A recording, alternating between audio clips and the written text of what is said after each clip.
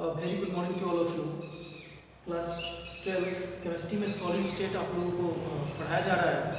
तो solid state में पिछले क्लास लेक्चर नंबर 4 तक जो आपको जानकारी मिला था उसमें यह था क्रिस्टलीय ठोसों का वर्गीकरण, जिसमें हमने सबसे पहला जो क्रिस्टलीय ठोस पढ़ा था आपको बताया है, जिसको हम बोलते हैं आणविक ठोस। और आणविक ठोस 3 प्रकार के हैं, सबके बारे में पिछले क्लास में आपको बताया जा चुका है।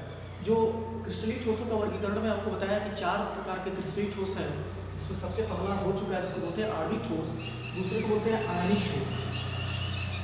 जो आयनिक ठोस होते हैं वो उनके अवयवी कण नाम से ही, जैसे आयनिक ठोस तो किससे मिलकर बने होंगे? आयनों से मिलकर बने होंगे। तो जो आयनिक ठोस होता है वो आयनों से मिलकर बना होता है, तो वही लिखा है अवयवी कण आयन। और आपको पता है कि आयन 2 प्रकार के हो सकते हैं, एक धनायन और दूसरा क्या है? ऋणायन। तो जब एक जो आयनिक ठोस होता है वो सीट के फॉर्म में होता है। और ऐसे समझिए कि अगर एक पॉजिटिव है तो दूसरा क्या होगा? Negative positive negative positive negative, मतलब एक चार्ज के अल्टरनेट पे दूसरा क्या रहेगा? अगर पॉजिटिव है तो दूसरा क्या रहेगा? निगेटिव। इस प्रकार से लंबे चार्जर के रूप में जो आयनिक ठोस होते हैं वो क्या होते हैं? फैले हुए होते हैं।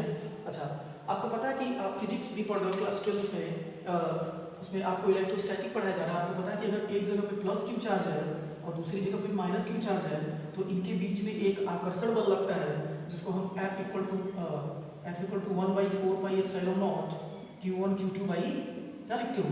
R square. तो इसको ज़्यादा डिटेल में जाने की जरूरत नहीं है। इसका मतलब ये समझिए कि अगर यहाँ पे चार्ज है तो उनके बीच में एक चार्ज किसी दूसरे चार्ज को क्या करता है? अपनी तरफ आकर्षित करता है। तो जो आयनिक ठोस होते हैं वो चार्ज से मिलकर बने होते हैं। इसका मतलब आयनिक ठोस में जो अवयवी कण है उनके बीच में प्रबल गुलामी बल होता है, या ऐसे कहिए कि स्थिर वैद्युत बलों से बंधे होते हैं कण एक दूसरे के। अच्छा, अगर इनमें बल प्रबल है, देखो आणविक ठोस जो हमने पढ़ा था उसमें जो इंटरमोलिकुलर फोर्स ऑफ अट्रैक्शन है या अंतर आणविक आकर्षण बल है वो क्या था? वीक था। वंडर वाल फोर्स ऑफ अट्रैक्शन, जिसको हमने बताया था कि बहुत ही क्षीण प्रकार का बल है या कमजोर बल है। तो वहाँ जो क्रिस्टल आपको मिलते थे वो कैसे थे? मुलायम होते थे और विद्युत का चालन नहीं करते थे। यहाँ पे मतलब आणविक ठोस के कंपैरिजन में यहाँ पे जो अवयवी कण है वो आयन है, जिस वजह से यहाँ पे बल क्या हो गया? पिछले वाले के कंपैरिजन में प्रबल हो गया। अगर बल प्रबल है तो अब ये जो आयनिक ठोस होगा वो कैसा मिलेगा आपको? कठोर होगा और भंगुर प्रकृति का होगा, मतलब पीटने पे क्या हो जाएंगे? पूरा बिखर जाएगा। अच्छा, पिछले टॉपिक की बात करें जिसको हमने बताया था आणविक ठोस, उनका गलनांक और क्वथनांक क्या था? जनरली क्या था? वो कम था। लेकिन आयनिक ठोस का गलनांक और क्वथनांक क्या होगा? उनके कंपैरिजन में ज़्यादा होगा, क्योंकि यहाँ पे जो इंटरमोलिकुलर फोर्स ऑफ अट्रैक्शन है उसके कंपैरिजन में क्या है? ज़्यादा है। अच्छा, आपको पता है कि जो ठोस अवस्था में जो आयनिक क्रिस्टल है, आयनिक ठोस जो होते हैं वो ठोस अवस्था में अपने आयन को मुक्त नहीं करते हैं। तो वही लिखा है कि ठोस अवस्था में विद्युत रोधी, मतलब विद्युत का चालन नहीं होता है।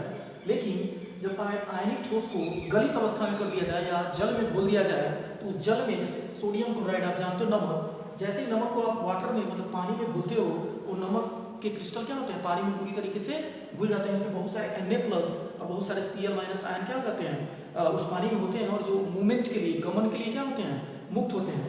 तो जो आयनिक ठोस होते हैं वो ठोस अवस्था में तो इलेक्ट्रिसिटी कंडक्ट नहीं करते, लेकिन जब गलित अवस्था है जल में उनको घोला जाता है तो आयन्स मुक्त होते हैं मूवमेंट के लिए, या आयन गति कर सकते हैं, जिस वजह से जो आयनिक ठोस होते हैं वो गलित या जल में घूमने पर विद्युत का चालन शो करते हैं। एग्जाम्पल की बात की जाए तो जैसे NaCl, magnesium oxide, zinc sulphide, calcium fluoride, ये सारे आयनिक ठोस है, सारे आयनिक ठोस हैं।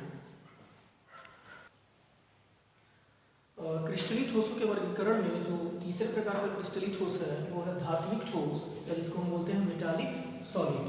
आपको पता है कि जितने भी मेटल्स होते हैं उनके अंदर एक टेंडेंसी होती है कि वो इलेक्ट्रॉन्स को क्या करते हैं? लूज करते हैं। जैसे एग्जांपल के तौर पे जैसे सोडियम क्या है? धातु है। आपको पता है इसका एटॉमिक नंबर कितना है? 11। तो इसका आउटर इलेक्ट्रॉनिक कन्फिग्रेशन क्या है? 281। जब सोडियम अपना एक इलेक्ट्रॉन निकालता है तो चला जाता है Na+ में, और जब एक इलेक्ट्रॉन निकल गया तो कितना बचा? 2,8। इसका ऑर्बिट क्या है? पूरा। इसका मतलब धातुओं के अंदर ऐसा गुण होता है कि वो अपने आउटर मोस्ट इलेक्ट्रॉन को क्या करते हैं? निकालते हैं। यदि धातु अपने इलेक्ट्रॉन को बाहर निकालने की टेंडेंसी रखते हैं तो वही लिखा हुआ है कि इनमें गतिशील इलेक्ट्रॉन होते हैं। फिर दूसरा है ये मुक्त या गतिशील इलेक्ट्रॉन धातुओं के वैद्युत व ऊष्मीय चालकता के लिए उत्तरदायी होता है। आपको पता है कि विद्युत का चालन तभी होता है जब किसी भी चीज़ में क्या हो? कोई धातु हो या कोई भी सब्सटेंस हो जिसमें इलेक्ट्रॉन्स क्या हो, मोबाइल इलेक्ट्रॉन्स हो, मतलब इलेक्ट्रॉन्स मूवमेंट के लिए क्या है, अवेलेबल हो। तो जो धातु होते हैं उनके अंदर पहले से ही आपको पता है कि टेंडेंसी है तो इलेक्ट्रॉन क्या कर देंगे, लूज कर देंगे। जब इलेक्ट्रॉन लूज कर देंगे तो चाहे वो ठोस अवस्था में हो या चाहे वो गलित अवस्था में हो, हमेशा जो धात्विक ठोस होते हैं वो इलेक्ट्रिसिटी और हीट को क्या करते हैं, कंडक्ट करते हैं। अच्छा, धातु में चमक व रंग होता है, आपको पता है कि जितने भी धातु होते हैं चमकीले होते हैं और क्या होते हैं, रंगीन होते हैं। रंगीन का मतलब यह है, ये भी गुण इस वजह से होता है क्योंकि इनके पास क्या है, मोबाइल इलेक्ट्रॉन्स है। तो ये इलेक्ट्रॉन्स क्या करते हैं, बाहर निकालते हैं, जिस वजह से इनमें चमक, धात्विक चमक व रंग पाया जाता है। फिर है आघात वर्धनीयता व तन्य होते हैं। आप ये पिछले लेक्चर में भी आप लोगों को बताया गया है कि आघात वर्धनीयता का मतलब यही है कि आप उसको मतलब पीटोगे तो चादर के रूप में कन्वर्ट हो जाता है, ना कि पूरा पूरा क्या हो जाए, टूट जाए। और तन्य का मतलब ये है कि आप उसका क्या कर सकते हो, तार के रूप में आप उसको यूज कर सकते हो। जैसे एग्जाम्पल के रूप में जैसे कॉपर का वायर, आपको पता है कि कॉपर और एल्यूमिनियम भी क्या है, मेटल है जिसको हम यूज करते हैं। जो इलेक्ट्रिक हमारे घरों में जो वायर लगा होता है वो जनरली कॉपर या एल्यूमिनियम के ही वायर होते हैं। Thank you.